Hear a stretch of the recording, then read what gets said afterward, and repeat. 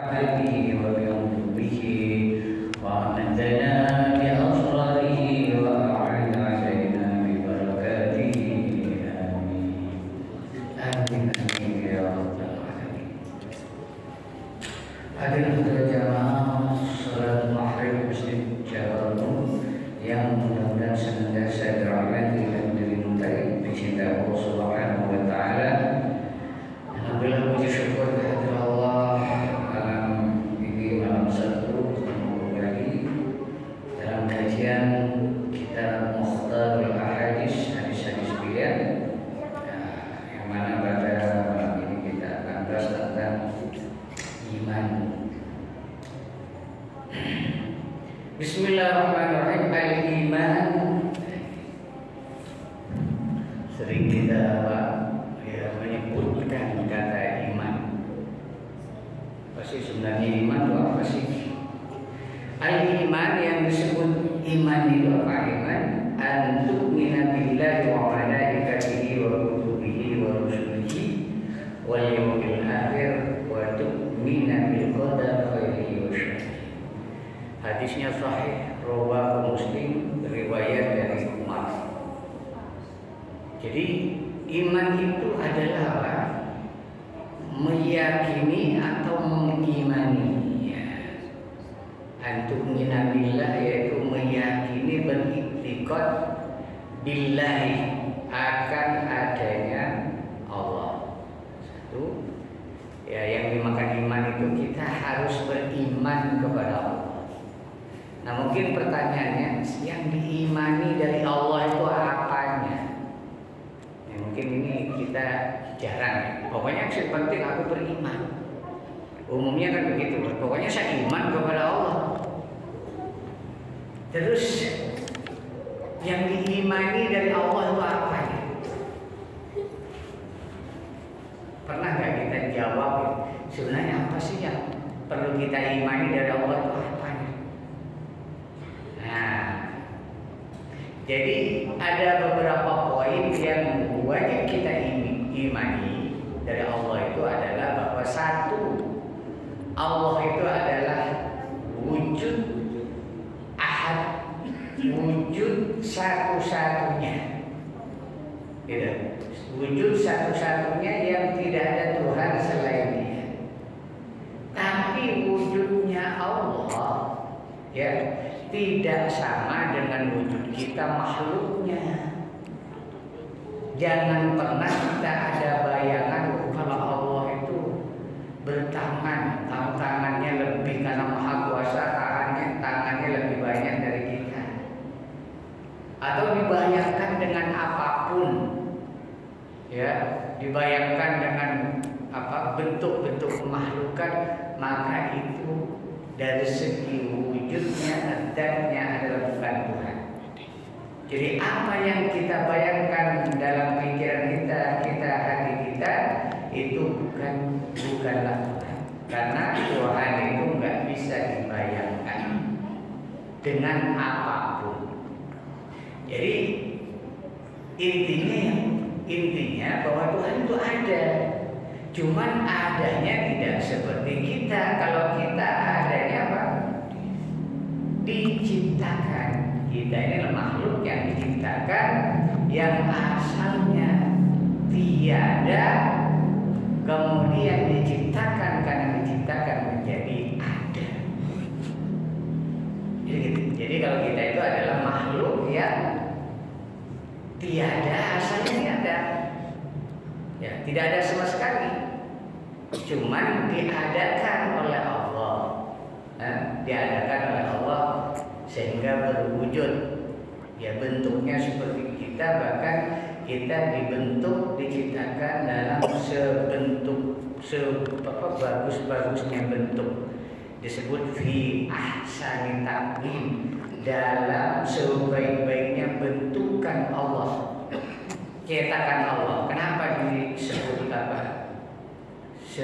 Sebaik-baiknya ciptaan Allah, karena kita ini kakinya cuma 2, tapi kita masih bisa berjalan tegak, bahkan bisa berlari kencang, gitu kan? Nah, Tidak, ya tidak seperti monyet, gorila dan lain semacamnya. Di jalannya membuka, kita bisa berdiri tegak. Dan makanya kita disebut ciptaan yang paling sempurna. Sempurna, ya. Mata Allah tempatkan di depan, hidung juga di depan, dan ditempatkan di atas kepala menghadap ke atas. Itu bagian dari bentuk kesempurnaan ciptaan manusia yang diberikan Allah. Ya. Fi aslikan. Itu yang perlu kita imani tentang wujud Allah, bahwa wujudnya adalah satu-satunya, tidak bisa diserupai oleh makhluknya, dan wujudnya dia berdiri sendiri. Qiyamuhu binafsi, berdiri sendiri tanpa ada yang mendirikan. Itu dialah yang awal dan yang akhir. Dialah yang memulai, dialah yang akan mengakhiri. Itulah Allah.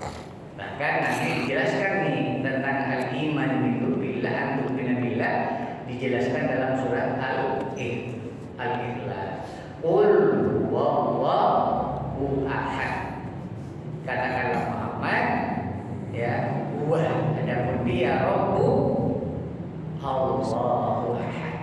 Dia adalah satu-satunya. Ahad itu apa? Ahad itu satu-satunya. Kalau makna wahid itu satu. Bedanya apa antara wahid dan ahad?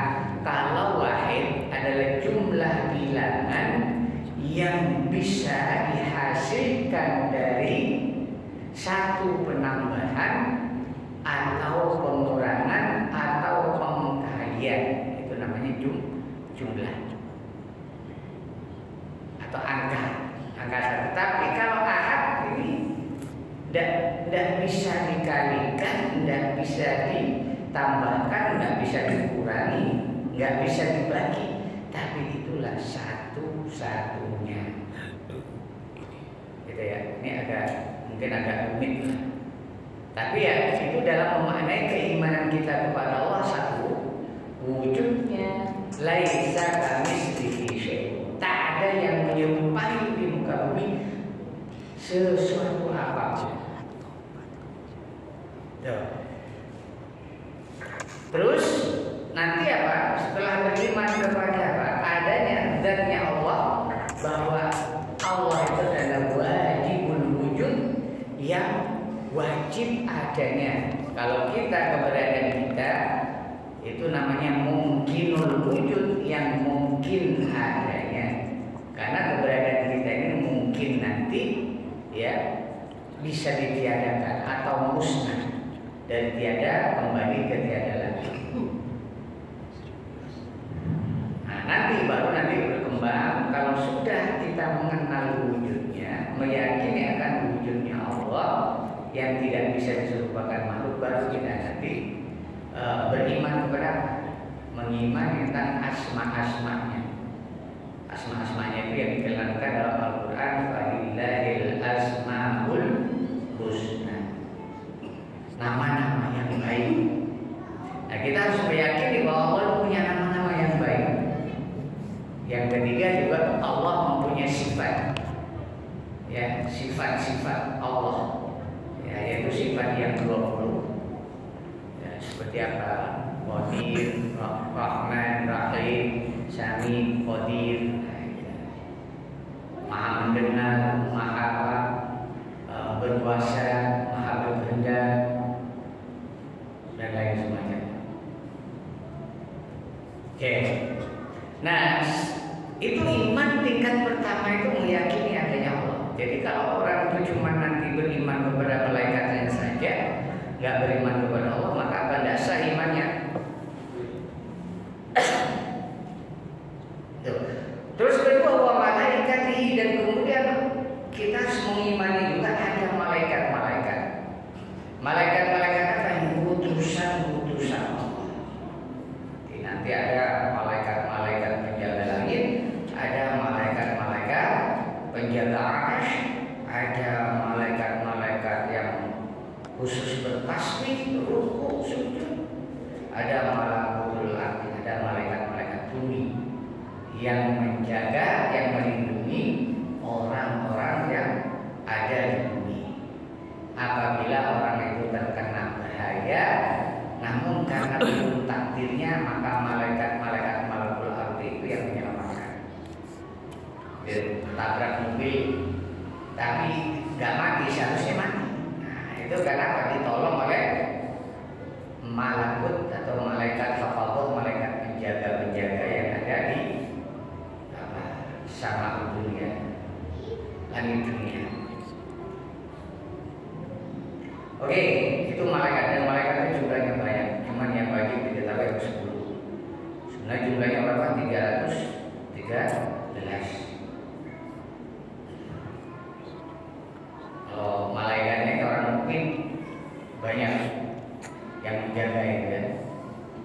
Misalnya dalam apa itu? Dalam Al-Qur'an itu lahum mu'aqibatun min baini yadayhi wa min khalfi yahfazunahu min amrillah. Bagi orang beriman itu lahum mu'aqibat, dia mempunyai pengawal-pengawal. Pengawal-pengawal, mu'aqibat itu pengawal-pengawal dari kalangan malaikat yahfazunahu min amrillah. Mereka ditugaskan orang-orang mukmin untuk ditugaskan untuk menjaga orang-orang mukmin karena mendapatkan perintah Allah. Yang menugaskan adalah Allah. Dia menjaga di depan dan di belakang. Min baini yadayhi wa min khalfi, di depan dan belakang, ngawal. Itu jadi semua manusia itu punya malaikat. Semua ada malaikatnya. Nah, jadi ada penjaganya, gitu. Ada yang ngawal selama kita ini mukmin. Nah, punya tugas masing-masing. Ya, malaikat tuh tugas, ada yang membawa rezeki, ada yang mencatat amal, ada yang memeriksa ahli kubur dan lain sebagainya. Wa kutubihi, dan juga yang harus diimani yang ketiga adalah kitab. Kutub itu kitab wahyu. Yang wajib kitanya ada berapa? 4, yaitu kitab Zabur, Taurat, Injil, Al-Qur'an. Ini namanya disebut kitab samawat, kitab langit. Ya, wajib kita imani. Kenapa? Karena isi daripada kitab-kitab terdahulu Taurat dan Injil itu secara umum ada di dalam Al-Qur'an. Ya, ajaran utamanya sama dengan Al-Qur'an, yang kemudian disempurnakan, dikuatkan dan disempurnakan di dalam Al-Qur'an.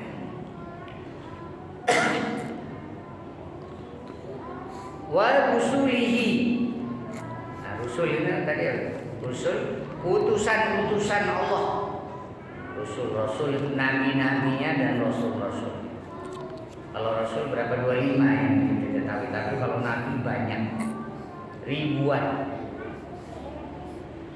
Itu namanya rusul. Apa tugasnya nabi? Tugas nabi sebagai perantara. Perantara untuk apa? Antara Allah dan makhluk ciptaannya, agar menyampaikan pesan-pesan Allah kepada makhluk yang ada di muka bumi. Itu namanya rusul.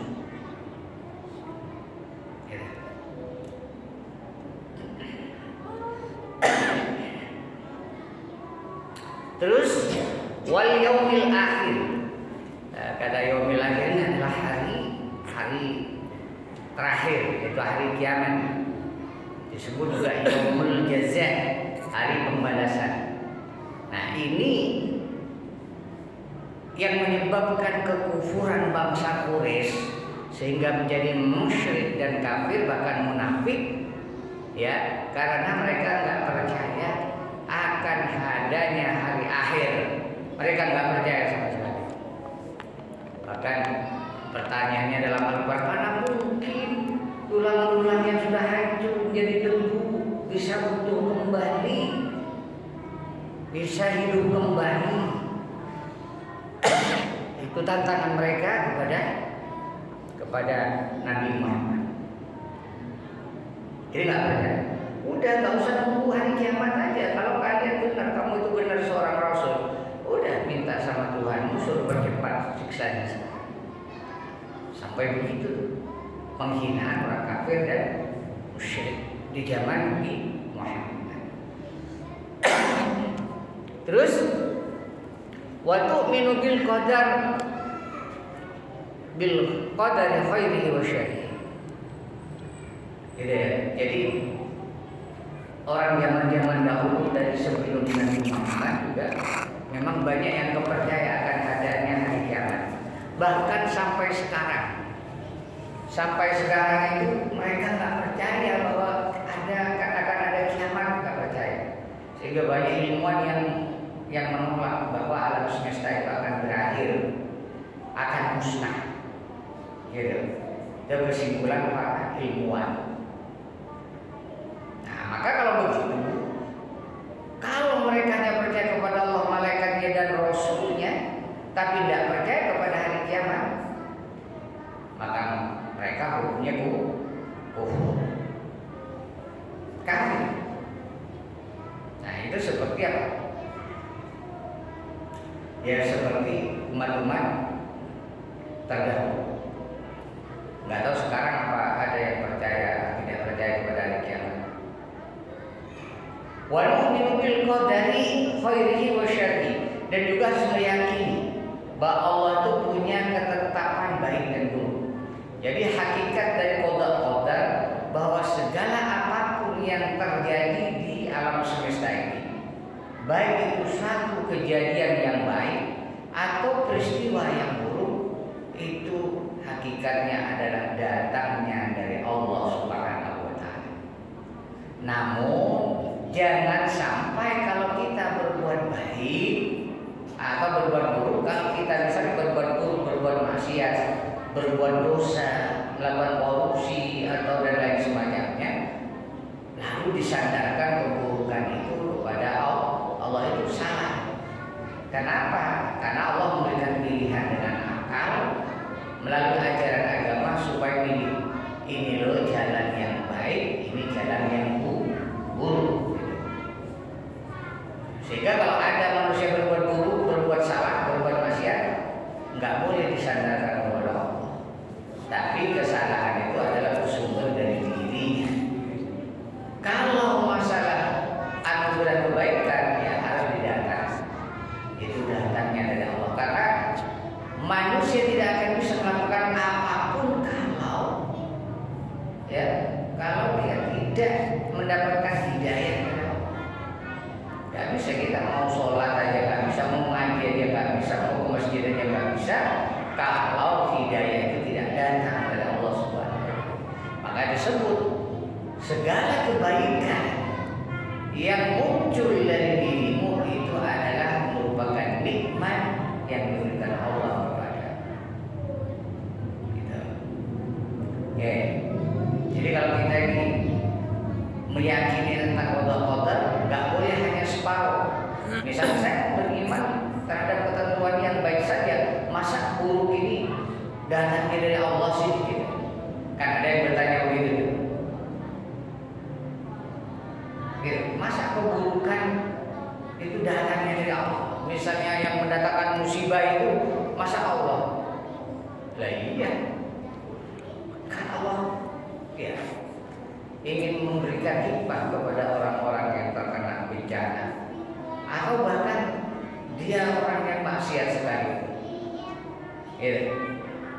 Sehingga nanti kalau manusia itu bermaksiat, berbuat dosa, maka apa? Akhirnya nanti diharapkan ada penyesalan, bertaubat kepada Allah sehingga menyadari kalau Allah Maha Baik karena mau menerima taubat hamba-hambanya yang berdosa. Itu hadis yang pertama. Yang kedua adalah iyyakum waddin. Wah, ini wali-wali. Iyyakum waddin, jauhkanlah dirimu dari berhutang. Waddin bukan waddain. Kalau waddain Waddin itu apa? Agama. Kalau waddaina bedanya dikit. Ini bahasa Arab nih. Kalau salah baca udah jauh banget. Ada waddaina. Kalau dibaca waddaina pakai fathah dalnya, waddaina itu maknanya hutang. Tapi kalau dikasrahkan waddina maknanya agama. Maknanya agama. Nah, kata Nabi, iyyakum waddaini. Ini waddain. Waddaina. Waddaina, iyyakum waddaina. Berhati-hatilah atau jauhilah kamu hutang. Fa innahu hammun billahi wa madillatun bin nahar. Ya, hutang itu bisa bikin kamu itu kesusahan di malam hari, nggak bisa tidur kalau banyak hutang.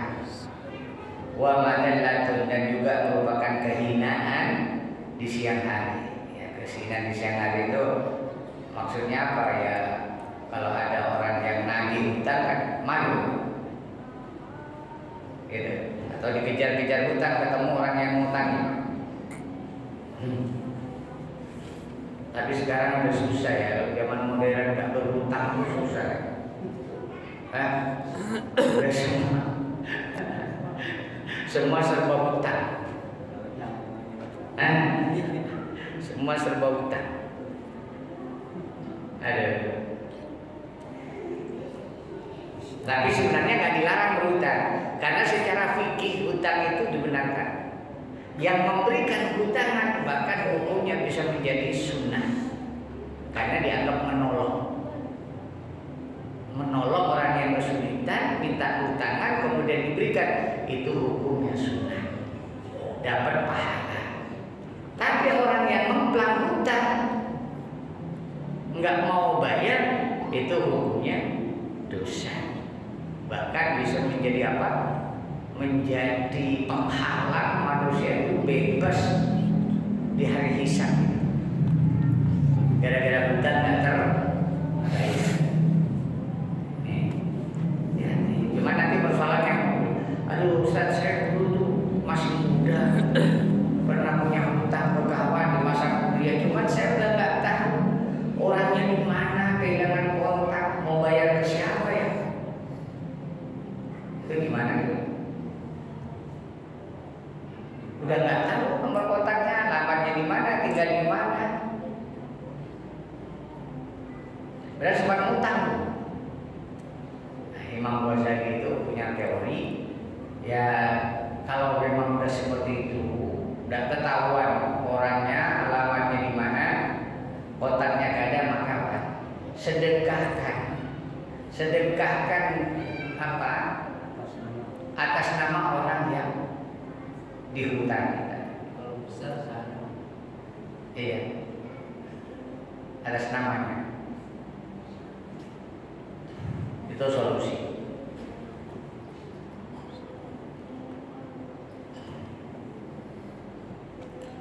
Oke.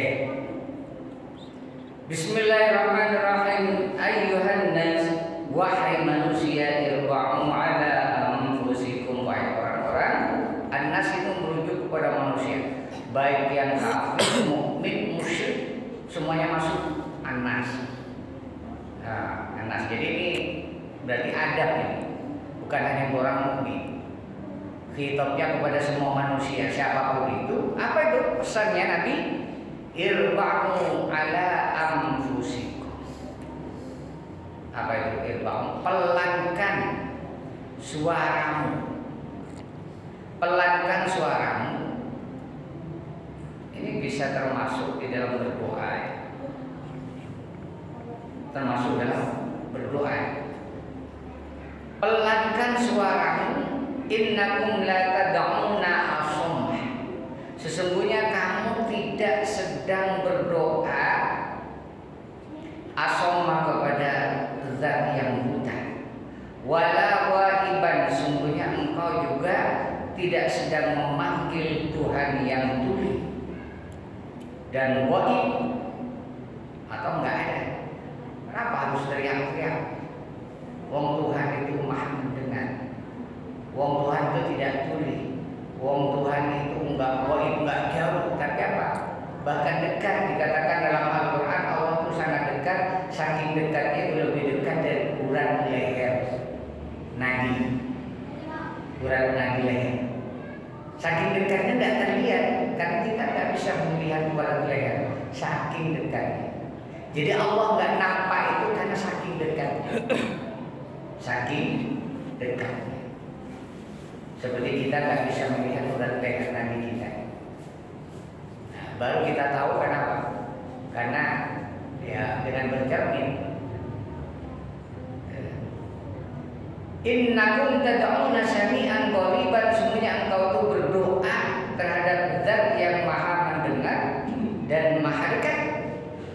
Wa huwa ma'akum, dan Allah itu dan Dia selalu bersama kalian. Enggak pernah jauh dari kalian. Artinya wa huwa ma'akum, artinya mendampingi kalian, menyertai kalian. Qalahu fi safarin wa kanu yajharuna bit-takbir. Nabi sallallahu alaihi wasallam mengucapkan dalam perjalanan dan mereka bertakbir dengan suara keras. Ya kalau itu di lembah gunung nggak ada orang bertakbir itu boleh, nggak apa-apa, sudah dikeraskan. Di gua misalnya, di hutan. Tapi kalau di masjid, kalau sampai teriak-teriak, kata teriak-teriak itu gimana ya? Ya sampai bikin pekat telinga, gitu. Apalagi pakai speaker. Ada tetangganya sakit lagi, sakit gigi, nggak bisa tidur. Ada orang takbiran malam-malam atau adzan jam 3 atau jam 4 baca Al-Quran pakai speaker. Itu kan tambah nyut kan. Nah, baca Al-Quran yang demikian, ya kalau belum waktunya baca Al-Quran, misalnya baru setengah 4 di jam 3, itu kan masih enak-enaknya tidur. Nah, itu bisa jadinya haram walaupun baca Al-Quran. Hati-hati.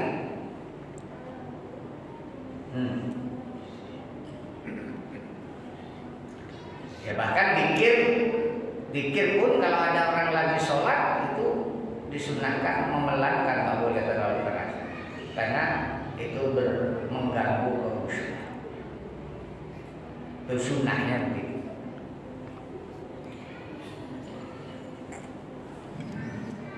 Iyyakum wal baula fil maqabir fa innahu yurisul baros.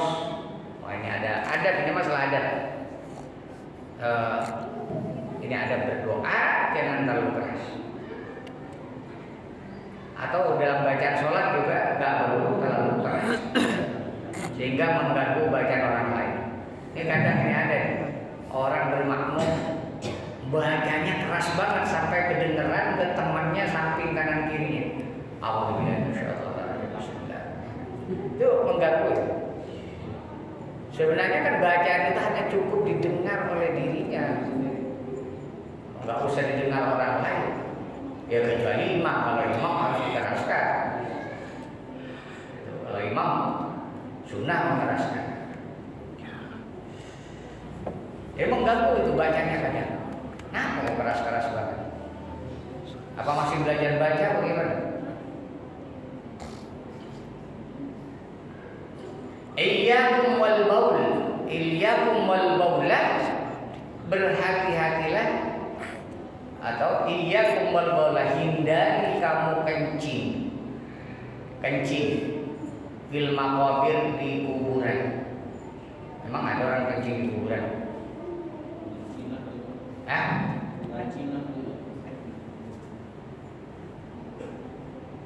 Ini hati-hati loh kencing di kuburan. Reja suka kencing sembarangan? Enggak. Ini efeknya, selain kencing di kuburan itu menyakiti ahli kubur, itu menyakiti, termasuk bikin WC. Ya kan ada orang kadang ya bikin rumah dekat kuburan, terus WC-nya agak dekat-dekat ke kuburan.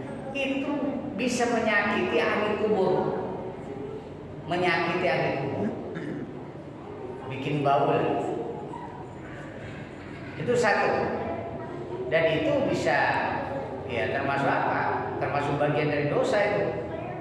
Karena tidak berbuat baik kepada yang mati, tidak menghargai yang mati. Karena birrul itu, kata birrul, berbuat baik itu bukan hanya pada yang hidup, tapi juga kepada yang meninggal. Sampai berbuat baik itu ketika kalau melewati kuburan diperintahkan, disunahkan salam. Assalamualaikum ya ahlal kubur. Assalamualaikum ya ahlal kubur, sunnah. Karena doa itu sampai dan diterima oleh ahli kubur. Kenapa? Karena setiap salam hukumnya wajib dijawab. Ketika orang tuh menyeru salam pada saat ziarah kubur atau lewat di kuburan kan, berarti ahli kubur menjawab waalaikumsalam. Berarti dia mendapat kebaikan dari salam itu. Cuman jawaban ahli kubur kita tidak mendengarnya dan kita tidak mau mendengar. Ya, karena nanti kalau kita assalamualaikum ya ahlal kubur lalu semua ahli kubur jawab salamnya, ya, repot ya. Nanti gak ada yang mau ziarah kubur.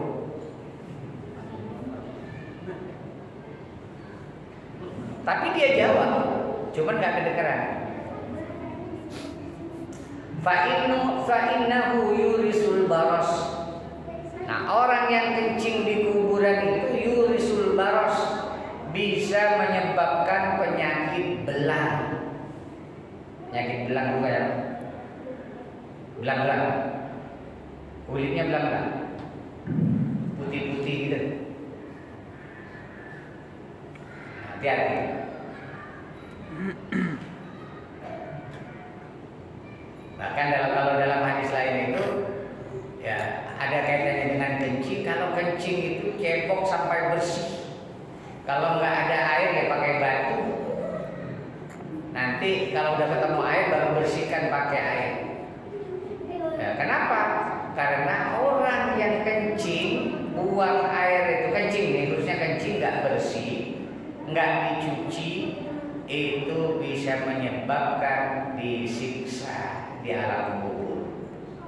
Tuh, gara-gara kencing disiksa di alam kubur. Kencing doang, tapi gak kepo. Bismillahirrahmanirrahim. Al-imanu ma'rifatun bil qalbi wa qawlun bil lisan. Iman itu adalah ma'rifatun bil qalbi, mengetahui dengan hati, meyakini dengan hati, wa qawlun bil lisan, dan berkata dengan lisan. Jadi iman itu harus diyakini dengan hati, kedua harus dilafalkan dengan lisan. Berarti apa? Dengan syahadat. Amantu billahi asyhadu an la ilaha illallah, itu syahadat. Dan diyakini dengan hati, wa amalun bil arkan, dan kemudian harus diamalkan dengan perbuatan. Jadi jangan hanya ngomong ya, kemudian meyakini tapi nggak berbuat. Itu namanya iman. Misalnya iman yang sholat wajib, yakin sholat wajib. Wajib ini diperintahkan oleh sholat. Ya, saya tahu, saya beriman kalau sholat wajib. Yakin dalam hati sholat itu wajib. Atau haji wajib. Tapi tidak melakukan sholat. Tapi tidak haji, padahal sudah memenuhi syarat. Nah, itu namanya imannya palsu. Ya, kalau keyakinan tanpa dibarengi dengan perbuatan, itu namanya keyakinan palsu. Begitu juga cinta. Cinta yang hanya diumbar melalui lisan tanpa dibarengi dengan perbuatan nyata, maka cintanya juga palsu. Gitu. Bukan cinta sejati.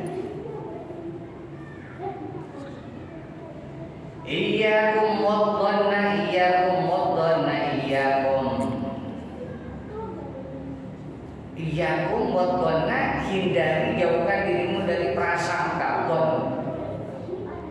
Prasangka don. Prasangka sesuatu yang belum terbukti kebenaran, hanya bersifat asumsi, praduga. Nah, itu don, itu hati-hati, bahaya. Fa inna dhanna aqdabul hadis, karena sungguhnya don, prasangka itu seburuk-buruknya pembicaraan. Aqdabul hadis, fa inna dhanna aqdabul hadis, sesungguhnya don, prasangka itu seburuk-buruknya, sebohong-bohongnya pembicaraan. Ya, berarti lebih buruk daripada bohong. Ya, bohong aja satu keburukan. Bahkan efek dari manusia berbohong, malaikat pengawal itu menjauh. Ketika mendengar orang itu berbohong, malaikat penjaga itu menjauh kurang lebih 3 mil. 3 mil itu berapa? 3 kilo.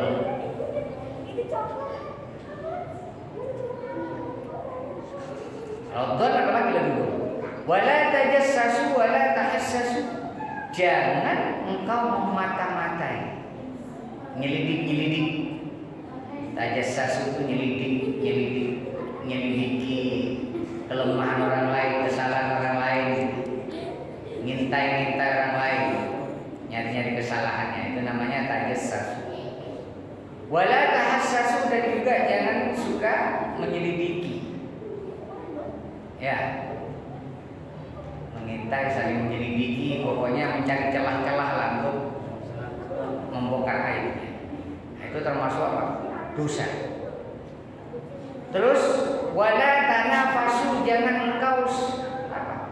Tanafasu itu saling bersaing ya. Bersaing boleh dalam kebaikan. Tanafasu itu maksudnya apa ya?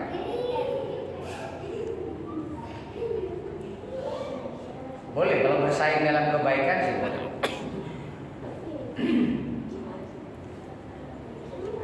Dan jangan saling mendengki.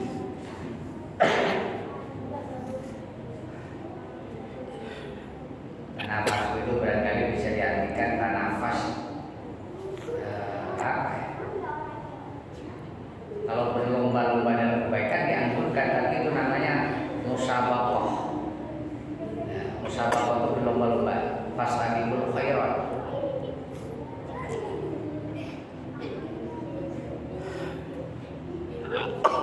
Saing-saingan, mungkin saing-saingan itu gengsi-gengsian. Bisa gengsi-gengsian. Ya. Gengsi-gengsian sama tetangga. Kalau tetangganya punya mobil satu, dia nambah satu lagi terus gitu. Itu tanafus. Terus jangan jangan saling dengki, karena ini bagian dari sifat manusia. Saling mendengki. Jadi manusia itu berpotensi punya sifat dengki, karena dengki itu adalah milik daripada makhluk yang berjasad. Karena kata hasad dan jasad itu hurufnya sama, hanya beda titik. Kalau hasad nggak ada titiknya di hak, kalau jasad ada titiknya. Sehingga bedanya pada titik. Maka disebutkan oleh para ahli bahasa bahwa setiap makhluk yang berjasad itu punya sifat hasad, dengki, gitu. Mau siapa, kayak ada ulama, mau siapa tetap ada. Cuman persoalannya, kalau orang yang tahu ilmunya, dia titiknya itu enggak dibuang sehingga tetap menjadi jasad. Kalau titik jim enggak dibuang, enggak dilepas, maka tetap jadi jasad, enggak apa-apa, enggak berpengaruh. Tapi kalau titik jim itu dibuang, dilepas, maka jadi hasad. Nah, begitu juga hasad itu dipendam. Sebaiknya dipendam, enggak usah dikeluarkan. Kalau dikeluarkan nanti jadi apa? Ya, kejahatan. Wala tabawwadu, dan jangan saling tabawat, saling murka, saling marah. Ibaratnya apa, kalau marah-marahan itu nggak ada waktunya. Terus ya ini berlaku buat semua, mau dalam keluarga juga sama. Kadang suami istri aja kadang kalau ibu-ibu ngambek tuh nggak cukup 3 hari, sampai berminggu-minggu juga terus menerus. Padahal batas kita nggak tegur sapa dalam Islam yang dibolehkan hanya 3 hari. Kalau lebih dari 3 hari bertengkar, nggak sapa-sapa maupun suami istri, itu hukumnya dosa. Kalau lebih dari 3 hari boleh, kita nggak tegur sapa 3 hari dalam rangka kasih pelajaran, itu kan? Menunjukkan bahwa kita marah. Tapi nggak boleh lebih dari 3 hari. Kalau 3 hari harus segera cari solusi. Ya, lagian mana betah dalam satu rumah 3 hari ngumpul manyun gitu. Gak betah.